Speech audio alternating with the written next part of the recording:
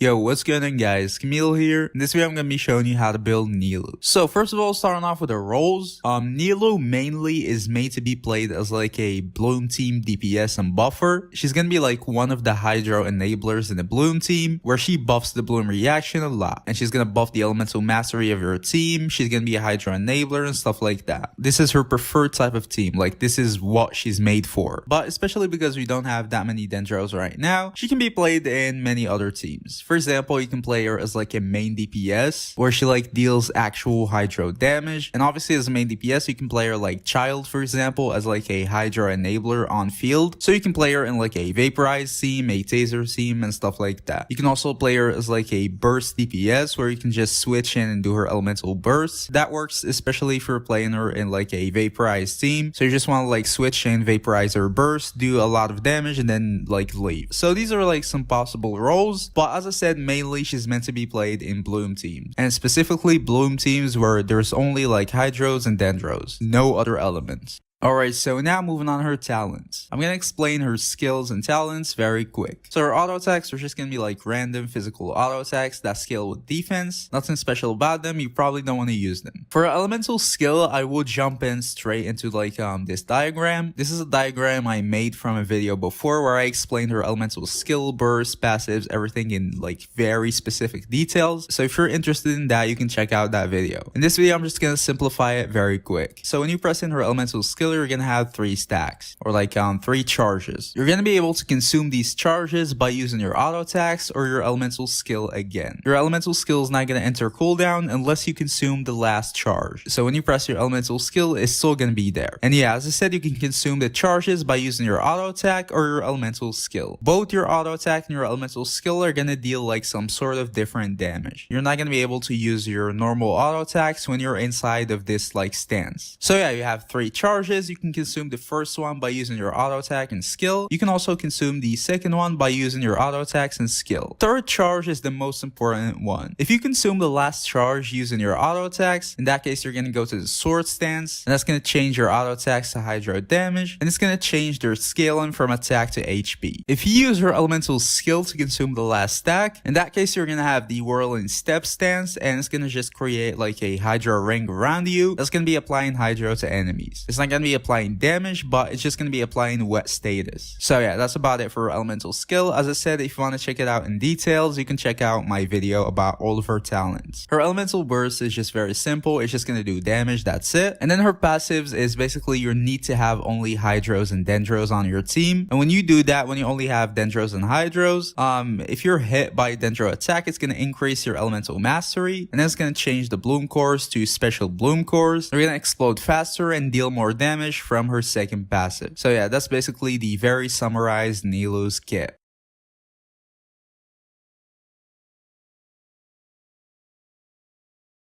Now, I know a lot of people might be confused on which stance should I be using when using my elemental skill. It heavily depends on which team you're using, but basically I'm gonna put it this way. If you want to use Nilou as like a main driver for your team, and you want to build her with like crit and stuff like that, in that case you'd want to use the sword stance. You want to be auto attacking with Nilou and play her on field. And when you're doing that, as I said, you want to build crit because you're gonna be dealing a lot of damage with Nilou. But if you want to use Nilou to do like more bloom damage, and you want to make sure she's the one doing the blooms, in that case you might want to go for the whirling steps. And also you'd want to build her with elemental mastery since she's gonna be the one doing the blooms. So yeah, there's no definitive answer. It really depends on what team you're playing Nilou in.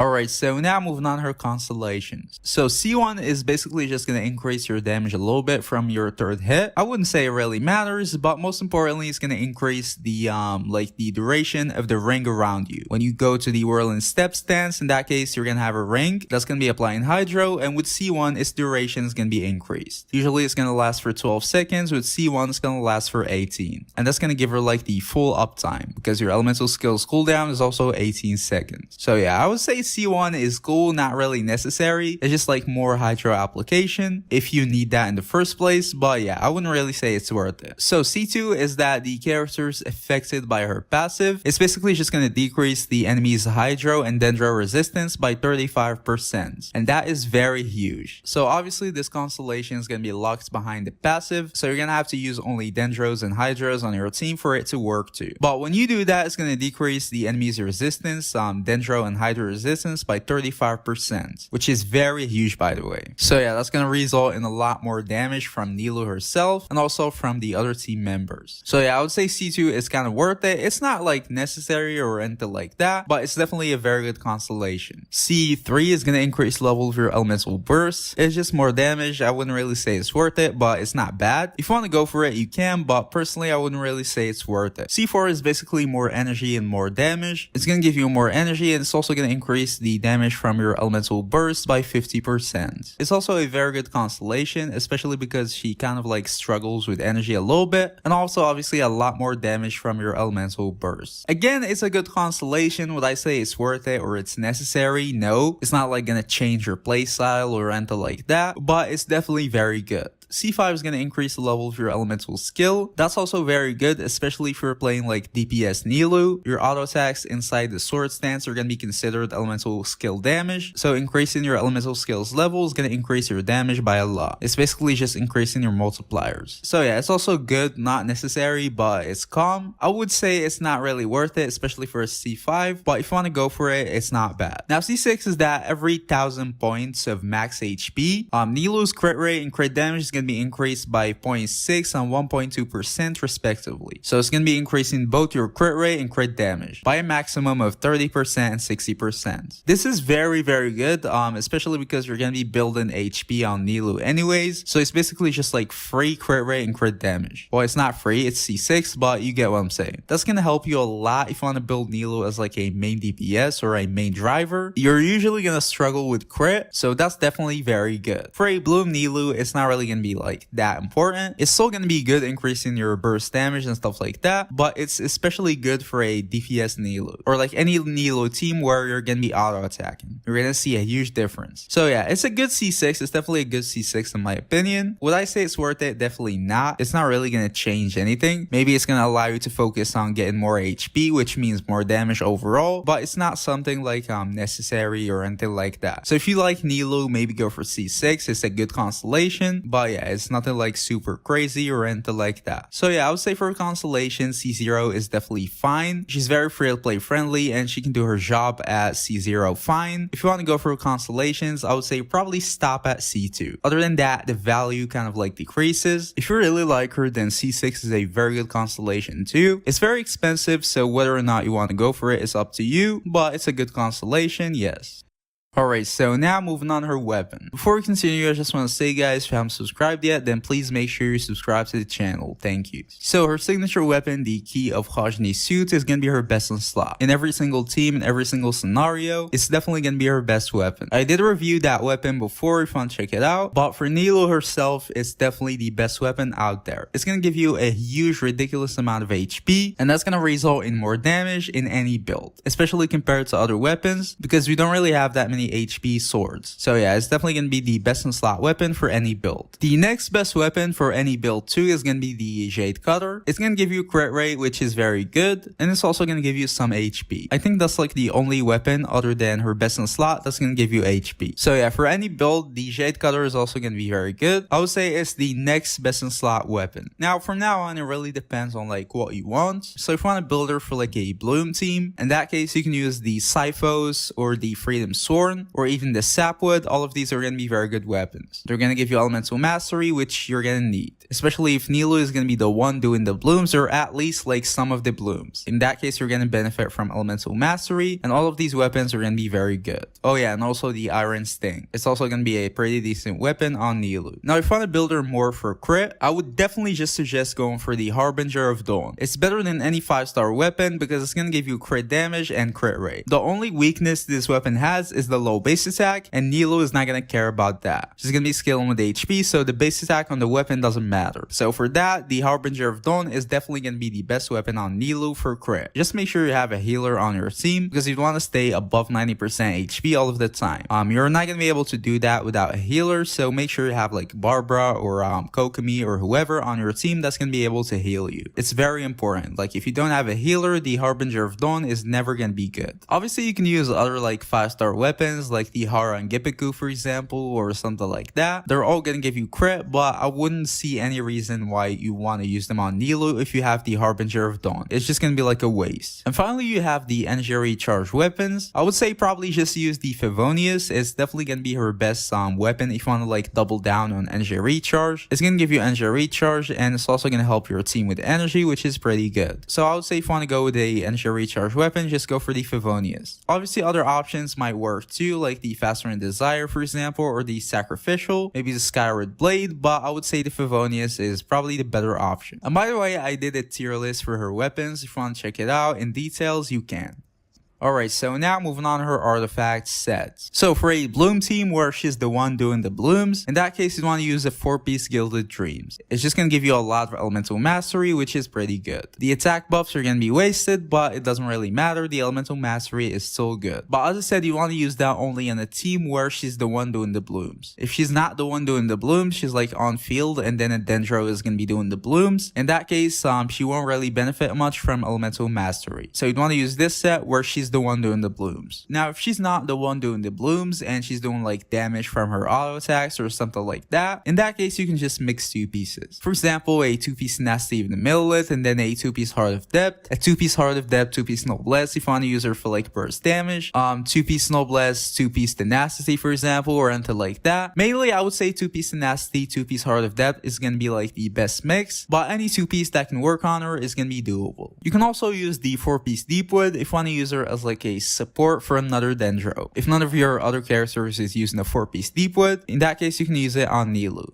Alright, so now moving on to her artifact stats. So for the main stats, for your Sands, you can use either HP, Elemental Mastery, or Energy Recharge. For your Goblet, you can use HP, and then for your Circlet, you can use HP, Crit, or Elemental Mastery. We're gonna break it down. So if you want to build her as more like a burst DPS, in that case, you're gonna need Energy Recharge. So you'd want to go for Energy Recharge on your Sands. That's the only case you'd want to go Energy Recharge. HP is definitely gonna be the preferred stat because everything's gonna scale with HP, so you just want to use HP. But if you don't have enough elemental mastery on Nilou, say for example you're not using a elemental mastery weapon, or you don't have enough substats or whatever, even though you're probably gonna have enough with the buffs and type of teams she's gonna be playing, stuff like that, but if you don't have enough, you'd want to go elemental mastery on your Sands. That if you're using her in bloom teams where she's the one doing the blooms. Other than that, HP is the way to go. For your Goblet, HP is probably the only viable option, and then for your Circlet, it's basically the same thing. You can go HP, for example, if you don't want to build crit, elemental mastery if you need it, and then crit if you want to build crit on her. You'd usually want to build crit if you're using her as like a burst DPS, or you're doing attacks with her on the field. Other than that, in like bloom teams where she's only doing the blooms, crit is not really going to be that necessary. But yeah, basically you just want to get HP on everything unless you need something more. In that case, go for it. That's it for the main stats. For the substats, you'd want to get energy recharge, HP, crit, and elemental mastery. Again, the ranking of those, the priorities is going to depend on your team. If you need elemental mastery, then prioritize it. If you need energy recharge, prioritize it. You'd usually want to get some crit either way. HP, get as much as you can while maintaining the other stats. So yeah, that's it for substats. Now for crit rate and crit damage, if you're using her as a main DPS, you'd want to get 50 to 70% at least crit rate, and then 100 to 140 crit damage. That if you're building her as like a dedicated main DPS. And that's like if you can. She needs a lot of HP, elemental mastery, stuff like that. If you're not building her as like a dedicated main DPS, I would say just do your best with crit. Get as much as you can from the substats, the circlet maybe, and that's it. I know it can be hard to get like enough crit rate on her, especially while maintaining like HP and maintaining energy recharge and stuff like that. So I would say just like do your best. Now for energy recharge to have a full burst uptime, we're gonna need 160 to maybe like 220 energy recharge. That's a wide range, but it heavily depends depends on like how many hydros you have on your team and who are these hydros and stuff like that. So if you don't have that many hydros, you're gonna need a lot of energy recharge to have a full uptime on her elemental burst. The thing is though, I would say it's not really that important to have a full uptime on her burst, and in most cases you're probably not gonna have a full uptime. As I said, it's gonna be very hard to maintain HP,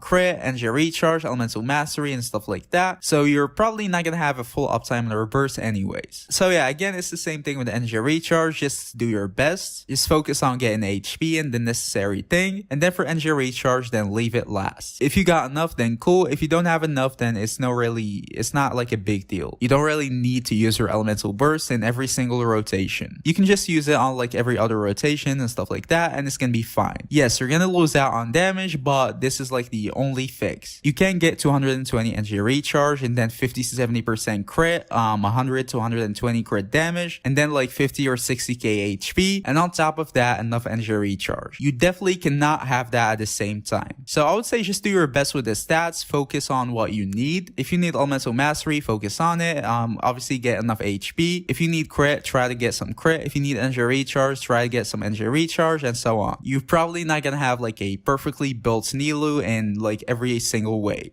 Alright, so now moving on to her team comps. So obviously, as I said, her basic teams are going to be Bloom teams. Well, right now we only have 2 Bloom characters that are going to work with her. Tighnari is not really going to work. It's not really meant to be used for Bloom. So we only have Kale and the Dendro MC. So if you want to use her in like a Bloom team right now, you can do like Kale and the Dendro MC, 2 Dendros, and then double Hydro, since you cannot use any other elements. So you can do like Nilou, Dendro MC, Kale, and then the last Hydro, for example, Barbara or Kokomi, for example, or maybe even Shengsho, Yellen. All of these are gonna work. And as I said before, it depends on how you want to use your Nilou. For example, say you're using her with Barbara, you can use Barbara as like the main driver and use her auto attacks to do damage, and then use Nilou's rank off field, or you can use Nilou on field and then Barbara just off field. It's your choice. If you're using Nilou off field, probably you'd want to build elemental mastery on her, and if you're using her on field, you probably just want to build crit. Now, other options for her teams, again, as I said, these are not like the best options. She's definitely not going to be like the best Hydro applicator on those teams, but she can work on them too. So you can use her in like a Taser team, for example. So you can use like Nilou, Fischl, and then let's say Kuki, and then let's say Kazuha. That's going to be a viable team. You can use her in like a Vaporized team. So let's say Nilou, then Sean Ling, then Bennett, and then let's say Kazuha. This is like a viable team too, where you can auto attack with Nilou, and you're going to be vaporizing her hit, or at least like some of her hits. Again, these are not like her optimal teams. Her optimal teams are only like Dendro teams, but we don't have enough Dendros right now, so yeah, you can play with her teams as much as you can. But yeah, that was the video, guys. If you enjoyed it, please don't forget to leave a like, subscribe to the channel. If you want to say anything, leave it in the comments, and yeah, see y'all in the next video. Peace.